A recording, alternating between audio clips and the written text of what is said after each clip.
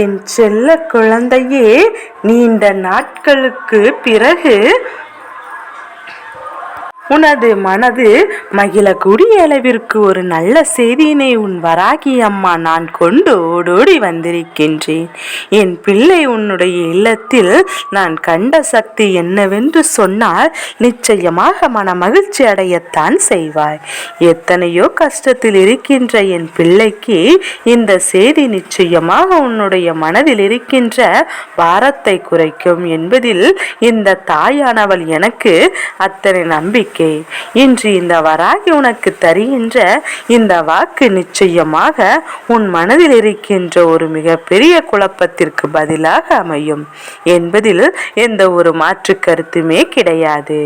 ஏனென்றால் என்னுடைய குழந்தை, நீ பல குழப்பங்களை தாங்கி நிற்கின்றாய். இல்லத்தில் எதுவும் இருக்குமோ என்று என் குழந்தை பயந்து நீ எப்போதுமே தவிர்த்து கொண்டு நிற்கின்றாய். என் தங்கமே, சுற்றி நடக்கின்ற விஷயங்களை பற்றி எல்லாம் என் குழந்தை பெரிதாக கவலைப்படாமல் இருந்தாலும் ஆழ்மனது எப்போதுமே எதுவும் பிரச்சனையோடுதான் நாம் வாழ்க்கை இருப்பதாக உனக்கு சொல்லி கொண்டிருக்கின்றது.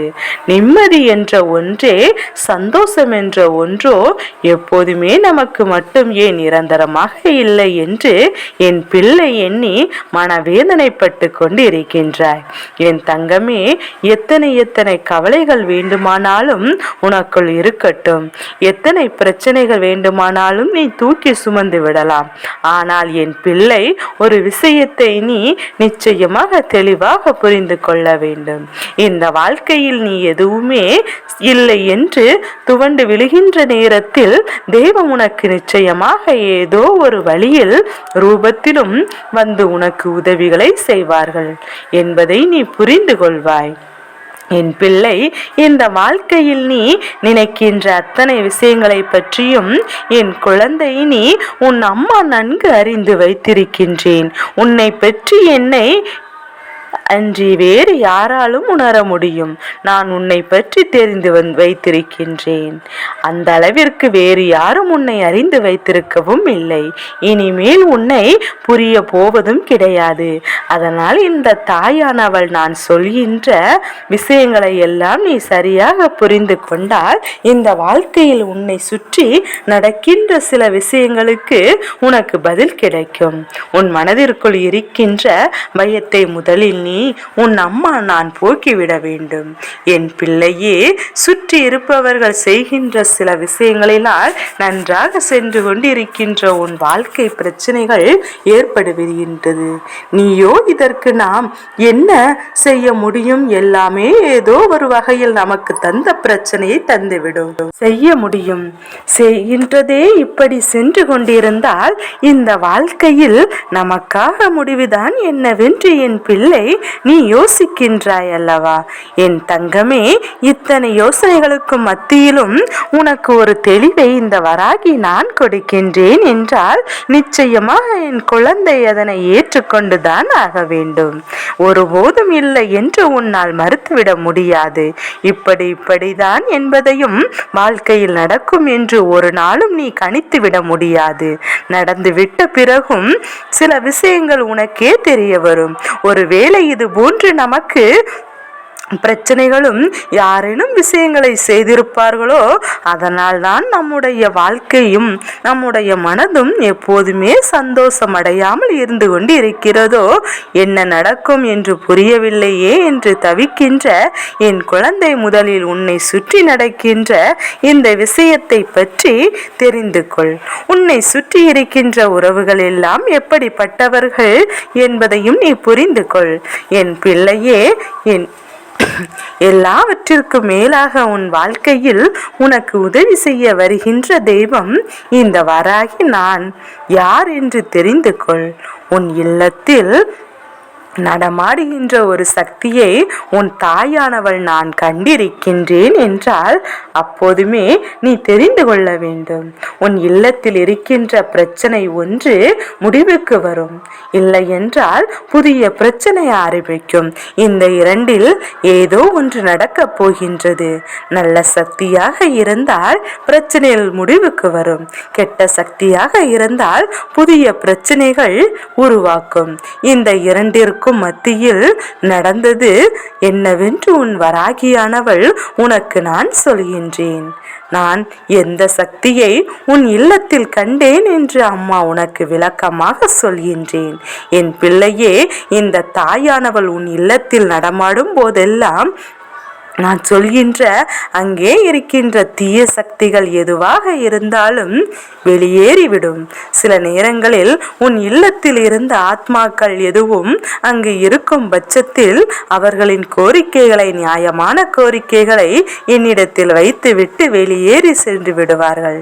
அதனால் இதில் இருந்து நீ தெரிந்து கொள்ள வேண்டிய விஷயம், இந்த வராகி நடமாடுகின்ற இல்லத்திற்குள் ஒரு நாளும் தீய சக்தி இருக்காது. தீய சக்தியினுடைய நடமாட்டம் எப்போதுமே அங்கே அறவே இருக்காது. அதனால் இப்போது நான் சொல்வது, உன் இல்லத்திற்குள் நடமாடுகின்ற இந்த சக்தியானது என் பிள்ளையே, அது ஒரு நல்ல சக்தி.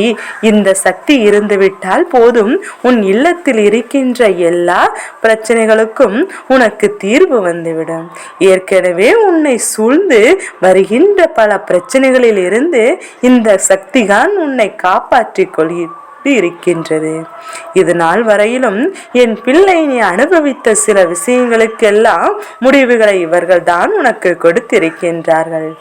எல்லா முடிவுகளையும் என் குழந்தை, இந்த வாழ்க்கை என்பது உனக்கு தரவிருக்கின்ற பல நல்ல பாடங்கள், இதுவும் ஒரு பாடம். இன்று நான் தருவது உனக்கு மிகப்பெரிய பாடம். என்ன தெரியுமா? யார் ஒருவிடத்தில் நல்ல எண்ணங்களும் நல்ல குணங்களும் இருக்கின்றதோ அவர்களின் இல்லத்தை தேடி சக்திகள் வருவது நிஜம். தெய்வ சக்திகள் உன் இல்லத்திற்குள் அவர்களின் இல்லத்தை தேடி நடமாடுகின்றது என்றால் நீ சரியாக இருக்க வேண்டும் என்றுதான் அர்த்தம். நீ செய்கின்ற செயல் எல்லாமே சரியானது என்றுதான் அர்த்தம். உன் மனசாட்சிக்கு பயந்து நீ வாழ்ந்து கொண்டிருக்கின்றாய் என்று அர்த்தம். உன் மனசாட்சி கேட்கின்ற கேள்விக்கெல்லாம் உன்னிடத்தில் பதில் இருக்கின்றது என்றுதான் அர்த்தம். அப்படி இருந்தால் மட்டும்தான் உன் இல்லத்திற்குள் தேவசக்தியினுடைய நடமாட்டம் இருக்கும் என்பதையும் நீ புரிந்து கொள்ள வேண்டும். என் தங்கமே, அப்பேற்பட்ட இது போன்ற அனுபவம் எல்லாம் நீ பெற்று கொண்டிருக்கின்ற இந்த நேரத்தில் உன் இல்லத்தில் நடமாடிக்கொண்டிருக்கின்ற சக்தி வேறு யாரும் கிடையாது. என் பிள்ளையே, உன்னுடைய குலதெய்வம் நான் தான். உன் குலதெய்வம் உன் இல்லத்திற்குள் இருக்கின்றது. உனக்கு ஒருவேளை இதில் ஏதேனும் சந்தேகம் இருக்கிறது என்றால் அம்மா சொல்கின்றேன் அல்லவா, அதை வைத்து நீ தெளிவாக புரிந்து கொள்ள வேண்டும். சிலருக்கு தம்முடைய குலதெய்வம் யார் என்றே தெரியாமல் இருக்கலாம். ஆனால் என் பிள்ளை, அப்படி இருந்தாலும் உன் இல்லத்தில் குலதெய்வம் நடமாடுகிறது என்று நான் சொல்வது நிஜம். குலதெய்வம் தெரியாமல் என் பிள்ளைக்கு உனக்குத்தான் அவர்களை நன்றாக தெரியாதே தவிர குலதெய்வத்திற்கு தன்னுடைய பிள்ளை நிச்சயமாக தெரியும். அதனால் குலதெய்வம் உன்னை தேடி உன் இல்லத்திற்கு வந்து விடுவார்கள் என்பதையும் மறந்து விடாதே. குலதெய்வத்தின் பெயர் தெரியவில்லை என்றால் என் குலதெய்வம் என்று சொல்லியே நீ வணங்கு. நிச்சயமாக அவர்கள் உன் இல்லத்திற்கு வந்து உனக்கு நல்ல ஆசிகளை வழங்குவார்கள் என்பதையும் மறந்து விடாதே. என் பிள்ளையே, இத்தனை பிரச்சனைகளுக்கு நடுவில் நான் சொல்கின்ற இந்த வாக்கில் உனக்கு தெளிவு பிறந்து விட வேண்டும். உன் இல்லத்தில் இந்த நல்ல சக்திகள் இருக்கும் போது இனி உனக்கு எந்த கவலையும் வேண்டாம். எல்லா பிரச்சனைகளுக்கும் விரைவாக சரியாகும் என்பதற்கு நீ புரிந்து கொண்டாலே போதும். என் பிள்ளைக்கான சூழ்நிலைகள் எல்லாம் இனிமேல் சந்தோஷமான சூழ்நிலைகள் மட்டும்தான். என் பிள்ளைக்கு வாழ்க்கையில் நடக்கவிருக்கின்ற விஷயங்கள் எல்லாமே இனி சந்தோஷமான விஷயங்கள் மட்டும்தான். இதற்கு மேலும் என் பிள்ளை வேதனைப்பட்ட உன் வாழ்க்கையில் தேவையில்லாத விஷயங்களை எல்லாம் நீ பெறுவதற்கு எப்போதுமே தயாராக இருக்க வேண்டும். தயாராக நிற்காதே. தேவையில்லாத குழப்பம். உனக்கு எப்போதுமே இல்லத்தில் நல்ல சக்திகள் நடமாடுகிறது என்ற ஒன்றை மட்டும் நீ மனதுக்குள் புரிய வைத்தால் போதும். உன் இல்லத்திலும் உன்னுடைய உள்ளம் சுத்தமாக இருந்தாலே போதும். எதற்கும் என் குழந்தை கலங்கி நிற்க வேண்டிய அவசியம் இல்லை. எத்தனை இன்னல்களுக்கு நடுவில் இந்த செய்தி உன் செவி வந்து சேர்ந்திருக்கின்றது என்பதையும் நீ முதலில் புரிந்து கொள்.